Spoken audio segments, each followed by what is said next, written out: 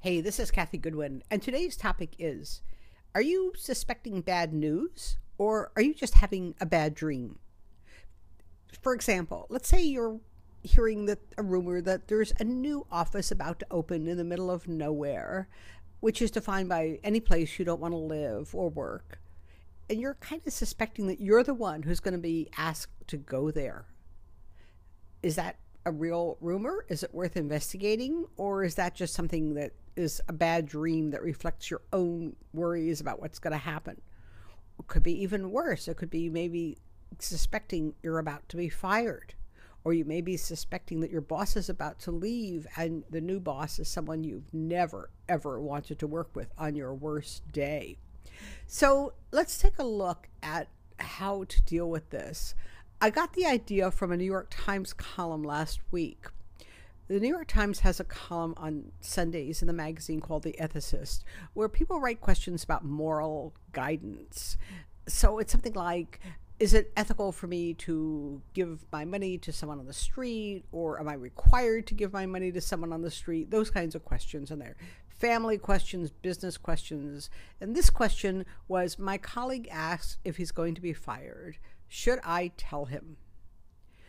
Well, that's exactly how bad dreams become bad news. If you want to talk about a self-fulfilling prophecy, if you're really worried about something, asking someone in your company, a colleague or the wrong manager or the wrong person, can turn that worry into a harsh reality. Here's why. You might give them ideas.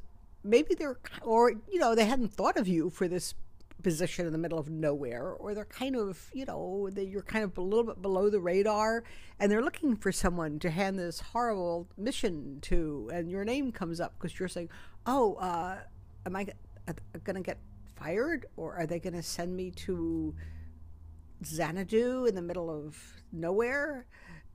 And they really hadn't planned on sending you, but all of a sudden you're right on under the radar, right under their noses, and it's like, oh, well, why not? Secondly, they might have an agenda. That does happen. Let's say you go to your colleague who's always been friendly, and you assume you're really good friends and you can trust them, and you go to this colleague, let's call him Jim, and you say, Jim, am I about to be fired? And Jim is clueless, but he's maybe, let's say, had a difficult day himself, and maybe he's got his own issues going on. He's got mouths to feed at home. He's got his own worries. So he says, well, I don't know. I'd be a little careful if I were you, and that's all I can say. Well, he's telling the truth, but what he really hopes is that you'll get panicked and you'll either rush around and quit so he can have your job and his own job will be that much more secure. Or he might hope that you'll panic and do something really dumb and he'll look good.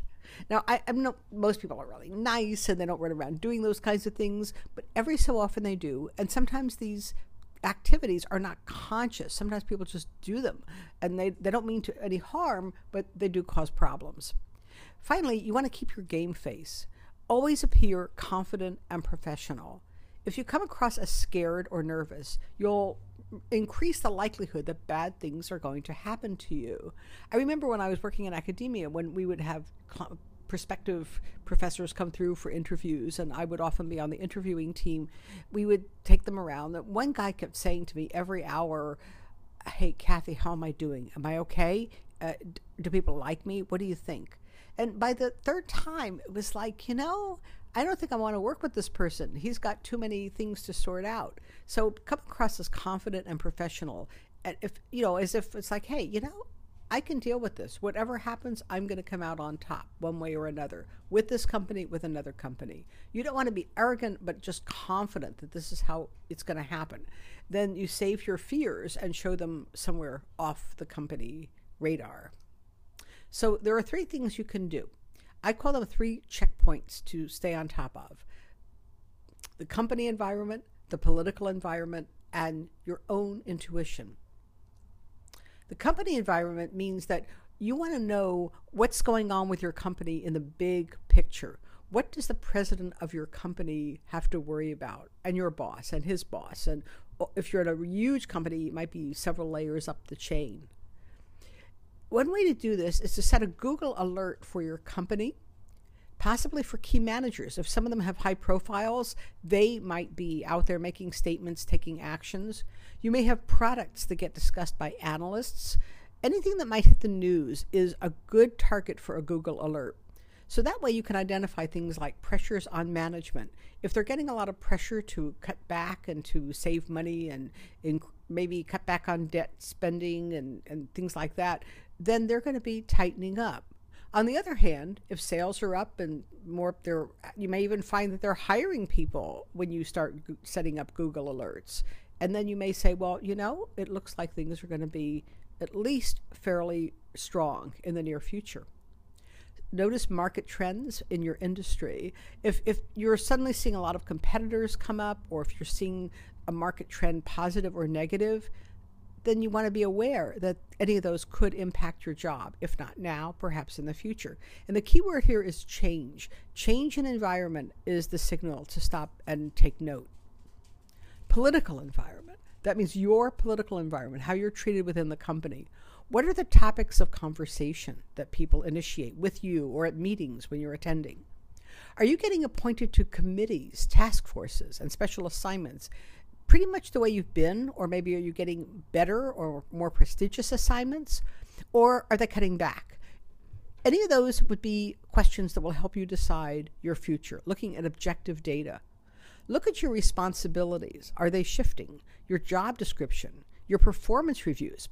And again, in the political environment, the most important thing to watch for, as with the company external environment, is change. Anything that changes should be a red flag that would not necessarily mean there's absolute danger, but more like, let's slow down and take a look at what's going on here. Finally, your intuition. I'm not talking woo-woo. I'm saying, okay, what do you know? I mean, if someone said to you, I bet you know, you really have a sense of what the company thinks about you, don't you? You really know what you want. You know what they want. And I think if you stop and ask yourself, you'll know. Again, it's easy to be off. Sometimes we can be too close to a situation and we can misread signals, but almost always you'll have some sense of what's going on. And ask yourself questions like, if you were fired, would you be secretly relieved? That's actually a huge danger signal, because that means you're hoping something will happen. And inevitably, I should not say inevitably, but almost inevitably, at some point, you could make this happen. Are you feeling more or less comfortable at work? Do you look forward to going in more or less than you did 6 months ago or a year ago? Any of those kinds of changes in your own feelings can be signals to be aware of what's going on. The real solution, though, is not to try to forecast the future, because, it's like the weather. It helps if you know it's going to rain, but if you're not sure and the forecast is 50-50, you could say, well, I'm going to take an umbrella, because worst case, I'll have an extra few ounces to carry around. Best case, I'll be dry while all my friends will be wet. So my recommendation here is similar. Expect the best, prepare for the worst.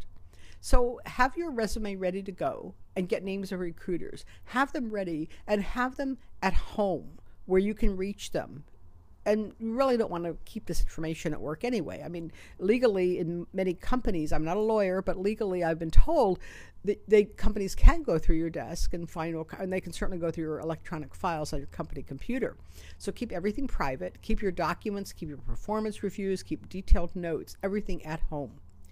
Secondly, study entrepreneurship options while you're on a payroll. You will feel so much more confident if you know that you can go out and do something on your own, whether it's consulting or cat sitting. And I've known very successful people who have done both. Third, line up a mentor or a coach before you need one. Have someone you'll be able to talk to, because that will keep you from confiding in the wrong person at work. Someone, your colleague is not the ideal person to discuss your fears about the future with. And I would say your family can be supportive and helpful and wonderful. But at some point, they're not objective. And at some point, they can get tired of hearing something over and over again. They can respond emotionally, and they should. I mean, they're emotionally invested. So know who you will call and maybe have a couple of test sessions so when the crisis comes, you're there. It's sort of like a lot of people want to have a family doctor lined up or a family lawyer, even when everything's going well, because that way you have someone to call who will recognize your name when there's a crisis. Instead of asking a colleague, do you know if I'm going to be fired or something similar, ask your mentor or coach, but don't ask them to predict, ask them to help you interpret the signals. And instead of waiting for an answer, do what's best for you and for your career. One thing that I offer that a lot of people find helpful is a career strategy session. It's the ideal place to have an open, frank, and wide open discussion about what's really going on. You walk away with an objective analysis of what's happening, as objective as we can make it. And I've been talking to a lot of people, so a lot of times an outsider can interpret the signals when someone who's close to the organization may be more, well, I don't know, looks kind of strange. A specific action plan to get the best possible outcome, regardless of whether it's a bad dream or bad news. And it's also an opportunity to expand your intuition. What this means is a lot of times you don't know what you know until you start saying it out loud. When you hear yourself talking, a lot of times the solution just comes to you. This has happened to me and to my clients very, very often. So here's the link here if you want to look at it. It's the budurl.com/career session, and we can get started if you would like to do that and if it makes sense for you at this time. Of course, there are other solutions that you can find, other people out there, but I would definitely encourage you to have someone available who can be objective and realistic. This message was brought to you by me, Kathy Goodwin. The slogan of my company is "Win the first inning of your second career," and I encourage you to stop by and visit my website, midlifecareerstrategy.com, no matter what stage you are in your career.